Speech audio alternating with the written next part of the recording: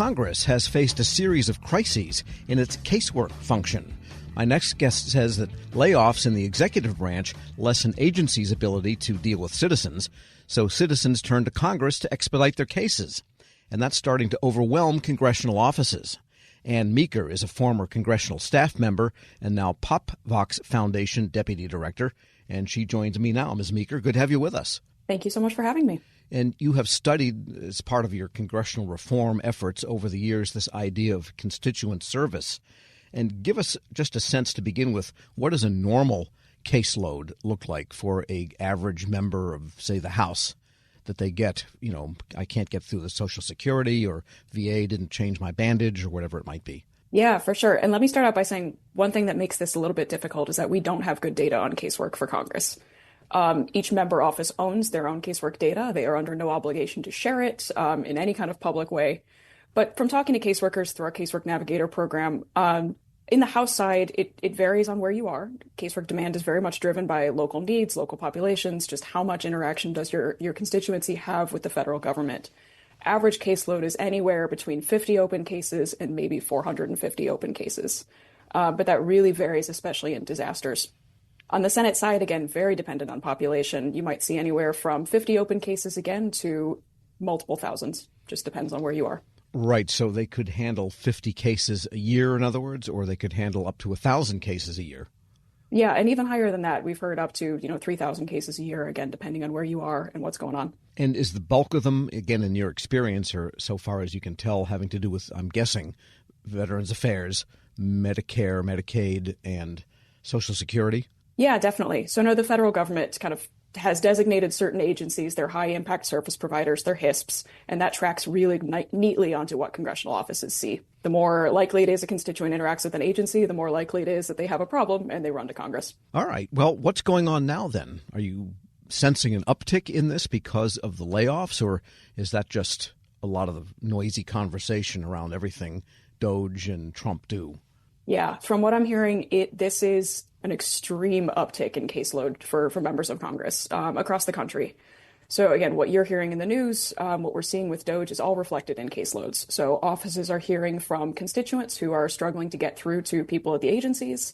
They're also hearing from federal employees themselves who have questions about things like the deferred resignation offer, are trying to figure out how does that affect them? What can they do? And then they're also hearing from businesses, from municipalities about how the funding freeze affects them and how some of the executive orders around, rolling back contracts, rolling back grants might impact those businesses, those cities, and the work that they are able to do. So it's a huge gamut of types of cases that offices are getting right now, and a huge, huge, huge uptick. And these cases are not the usual ones then. These are people that never thought about the government in general.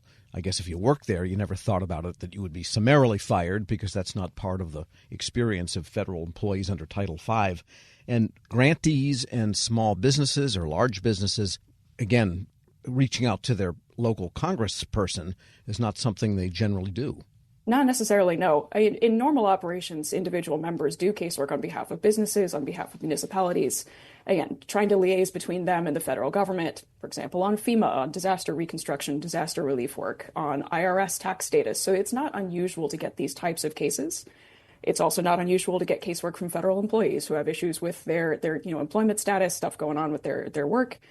What is unusual is this volume. And what's unusual is the fact that normally, members of Congress have direct liaisons at the agencies who can answer some questions and be useful. And right now, the agencies don't have the answers either. So members are really kind of stuck in the middle with constituents with questions, talking to agencies and not getting answers. And those liaisons that they have, the agencies actually have congressional affairs staffs. That's where the liaisons for casework generally live. Yes, that's how members of Congress can be effective when constituents call them, that they have a direct line. They can note congressional interest in cases, which usually kicks that case up to a supervisor or an extra level of scrutiny, just to make sure that everything was handled correctly and figure out what's going on. We're speaking with Ann Meeker. She's deputy director of the PopVox Foundation. And just in your congressional career, where did you work? Was Congressman Seth Moulton, and what did you do there, and what did you see in your work with respect to this kind of casework?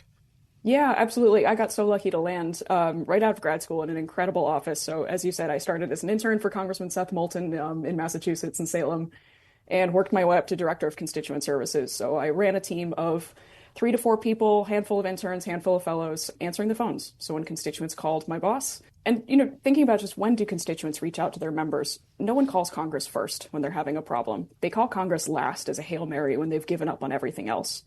So you're really talking to constituents on some of the worst days of their lives, where their benefits have been cut, they're about to lose their homes, their health insurance got cut off and they don't know what to do about it.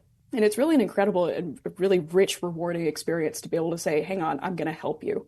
And then talk to the agency, get it resolved, come back to the constituent and be able to give good news. How often can Congress give good news? So it was a really incredible experience. But I started in Social Security and Medicare, the kind of miscellaneous bucket, and then ended up on VA and DOD. So I've handled everything most congressional offices get over the transom except immigration. Sure. Yeah. Well, that's a whole other question, immigration. Some of those cases take years and years. But in the case of a normal routine type of expediting, then the staff member would have that liaison in the agency, and they probably know one another over time. And a lot of the cases probably have similarities, and so the process gets routine. I'm guessing, and tell us what you're hearing, that when people, say, in a congressional office call that liaison, the liaison is probably saying, I don't know what's going on. Maybe you know, and we don't hear a thing. All we know is we're getting fired. More or less, yeah. So over the last few years, I think congressional offices and agencies kind of have struggled to talk to each other a little bit. So during the pandemic, when we really lost a lot of experienced staff at these agencies, a lot of the congressional liaisons also left. So the past few years have seen a bunch of new liaisons, a bunch of, going from, as you say, that direct one-on-one relationship between agency and liaison staffer to something that's more like a portal where the congressional office sends in a case to an electronic portal, and then maybe they hear back, maybe they don't, maybe they have to call someone, and they're getting a new person every time. So that relationship has already been a little bit strained in the last few years. And then right now, as you say, the agencies don't know what's happening either. So it's even more of a difficult relationship than it has been. Yeah, portals can be dead letterboxes, or someone can really monitor them. But I think people in general, constituents or probably citizens, a little wary of portals. I think so, too. And I hear that from congressional staffers, too. On some level, sometimes the portal is great because you can get an interim status. You can see where it is without having to call.